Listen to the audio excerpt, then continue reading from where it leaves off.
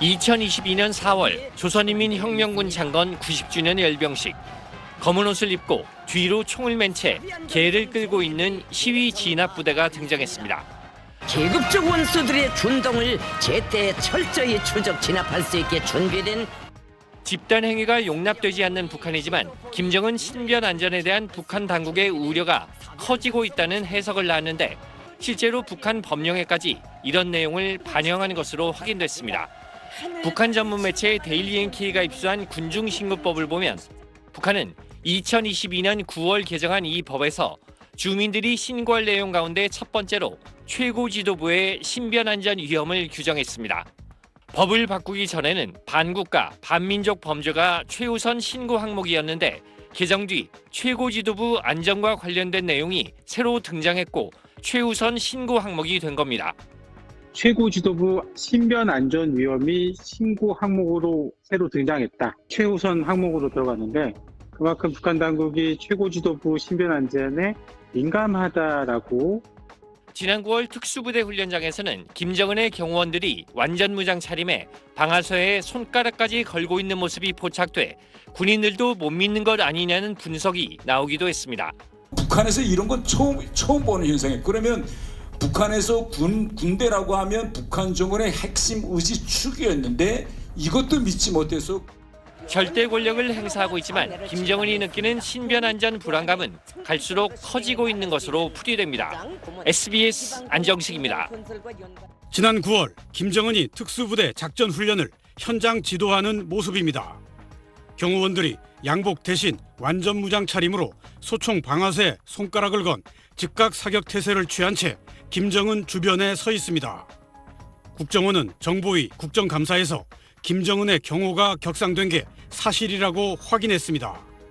김정은의 공개 활동이 10월 현재까지 110차례로 지난해보다 60% 이상 증가한 가운데 암살 가능성 등에 대비해 특수장비까지 도입했다고 설명했습니다.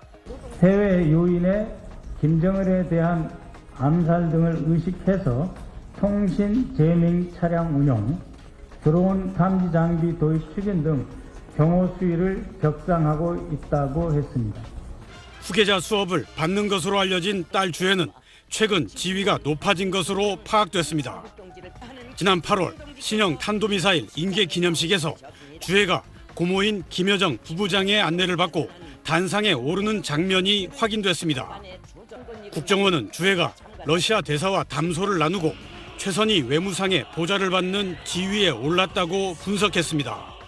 또 러시아 대사와 직접 담소를 나누는 장면, 김정은, 김주혜가 둘 있는 사진, 투샷 사진을 공개를 한다든지 전담 경호원을 대동하는 등 확고한 입지가 감지된다. 지난 5월 정찰 위성 발사에 실패한 북한은 첨단 부품을 구입하고 러시아와 기술 협력을 통해 다시 정찰 위성 발사 준비를 하는 것으로 평가됐습니다. 국정원은 북한이 극초음속 중거리 탄도미사일과 대륙간 탄도미사일 발사는 물론 미국 대선 뒤 7차 핵실험을 감행할 가능성까지 염두에 두고 면밀히 감시하고 있다고 덧붙였습니다.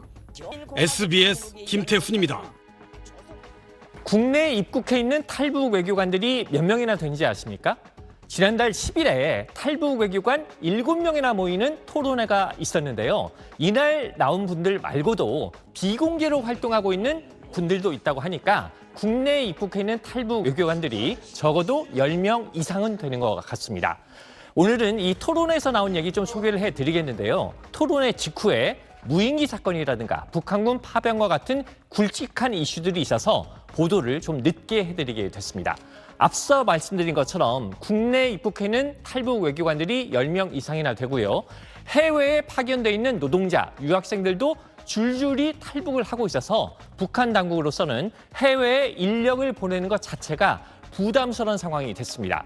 그래서 해외에 나가 있는 인력들에 대해서 감시를 강화하고 있다고 합니다.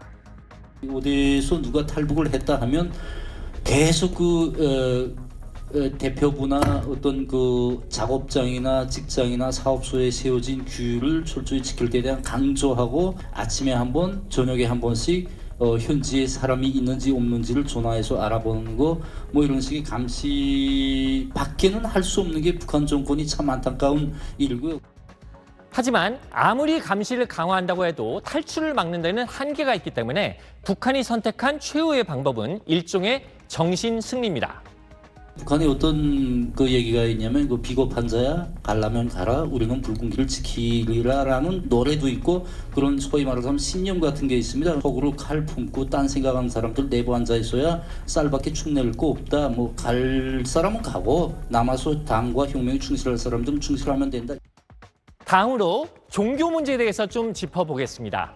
북한 주민들이 일반적으로 종교 활동할 수 없다는 거 잘 알려진 내용이죠. 그런데 북한 당국이 북한 내부의 종교 활동 때문에 상당히 우려하고 있다라고 볼 수 있는 언급이 나왔습니다. 현 상황에서 이 종교 문제에 대해서 방치했다가는 큰일 납니다. 그러니까 이거 외교부에서 좀 적극적인 조치를 취하도록 해야 되겠습니다. 그래서 저희들이 받은 게 어떤 과업인가 하면 해외에서 들어오는 외국인들이 설사 교인이라고 하더라도 들어오기 전에 절대 성경책은 가져가면 안 된다는 걸 미리 외국인들한테 공지해라. 그런데 소지품 검사를 할 수 없는 외교관들에게까지 이런 조치를 시행하라고 해서 북한 외무성이 상당히 난감해했었다고 합니다. 북한 상주 외교관이라고 하더라도 그가 크리스천이라고 하더라도 북한에 들어올 때 성경책을 가지고 들어오지 못하게 해야 합니다. 이걸 외교부가 무조건 집행하세요. 이런 지시가 떨어져. 그래서 저희들이 그때 보이브하고 좀 한번 충돌이 생겼는데 아니 비엔나 협약에 의해서 외교관들의 소지품은 검사도 할 수 없는데 어떻게 이거 성경책을 저희들이 이거 뺏겠느냐. 검증할 수는 없지만 북한 내부에 종교 활동이 존재하고 있을 가능성을 시사한다고는 볼 수 있겠습니다. 마지막으로 북한이 국제사회의 외부 압력에 의해서 얼마나 영향을 받을까 하는 부분을 살펴보겠습니다. 북한은 폐쇄되고 고립된 체제이기 때문에 아무리 외부에서 압박을 가해도 별 영향이 없지 않겠느냐 생각할 수 있지만 북한 외교관들은 외부에서 압박을 가하면 북한 당국이 영향을 받는다고 말합니다. 해외에서의 그 북한의 부적절한 행위에 대해서 김정은 이름과 결부를 시켜서 비판을 하면 알게 모르게 김정은 책상 위에 보고서가 올라갑니다. 김정은으로서 올라가면 이거 시끄럽지 않게끔 어떻게 대책을 취해봐라. 이런 게 북한 사고방식이라 영향을 미친다는 걸 말씀을 드리고 최근에 통일하지 말자는 주장에 대해서 한 탈북 외교관은 이런 말을 했습니다. 김정은의 그 발끝 밑에서 진짜 노예의 삶을 살면서 신음하고 있는 북한 주민들에게 우리가 구원의 손길을 내밀고 우리가 그들의 눈물을 닦아주고 우리가 그들을 품어 안아야지 누가 하겠습니까? 엘리트층이 계속해서 국가를 버리게 하는 체제. 지금은 견고해 보일지 모르지만 북한이란 나라가 지속적인 생명력을 갖기는 어려워 보입니다. 지금까지 한반도 포커스였습니다.